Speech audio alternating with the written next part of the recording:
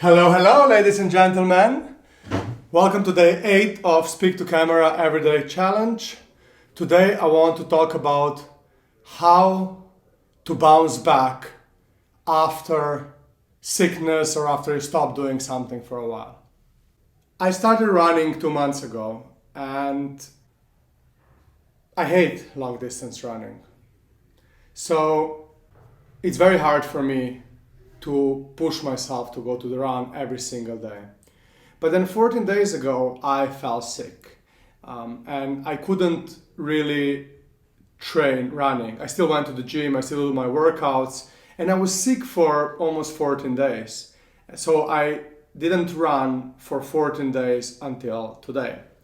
And it was very hard to restart. Every day I wanted to run for the last 2-3 days when I'm okay. And I had this mental talk, you can do it tomorrow, or you're going to do it in the evening. And then in the evening, always something came up. It didn't work for me.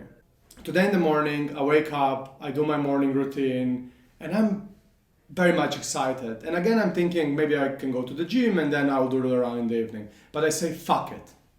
I am going to go to the beach and do my run. So I come to the beach and I start running. And obviously it's very hard. I aim to run, let's say, for 20 minutes. And it's hard. After 5-10 minutes, I'm already dying. But I'm pushing. So after 20 minutes, I get into the flow, into the state. And I ran 5 more minutes and 5 more minutes. And then I end up at 5 kilometers at 31 minutes. And I'm very proud of this. But the main moral of the story is that no matter how hard it gets, you just need to show up. Because once you show up, you will be able to take a next step and a next step and a next step until you complete whatever you set yourself to complete.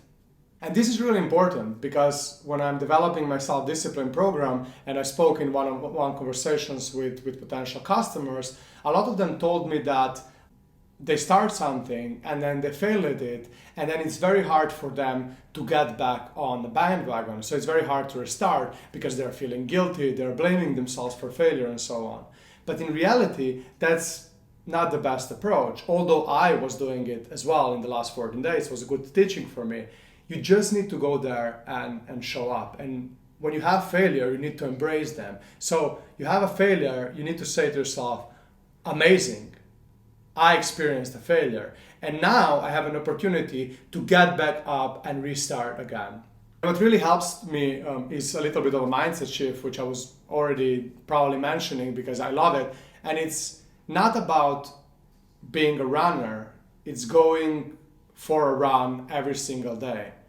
What is also important is to focus on going for a run like it's the first time, because you know how excited are you when you go for the first time, but you're not excited when you need to run for 2, 3, 4 months. It gets overwhelming. So really just try to always say to yourself, okay, this is the first day I'm running 6 kilometers. Oh, this is the first day I'm going to try to run for 45 minutes. And then you trick your mind and body a little bit that they always get excited because it's always something new and you don't get into this negative routine which affects your habits and so on. What is really important as well is that you don't get yourself too overwhelmed. And I think that was my problem.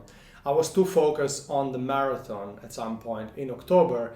So then I was like, I need to train 6 times per week in a gym and I need to do 3 runs. And then I was blaming myself a little bit when I didn't do it. Right now, I still have a very crazy plan and crazy schedule, but I don't blame myself. It's okay if I do maybe 1-2 gym sessions less and maybe I do 1 run more that week or vice versa. It's fine because our lives are not sprints. Our lives are marathons. And we need to treat our mind and our body in that way. And this is very hard for me. For me, it's very easy to push. It's much harder to rest. But you know the growth equation, right? Growth equals stress plus rest. So we need to stress, but we also need to rest. Let's take our muscles, for example, right? Muscles don't grow when we exercise them, when we are in the gym.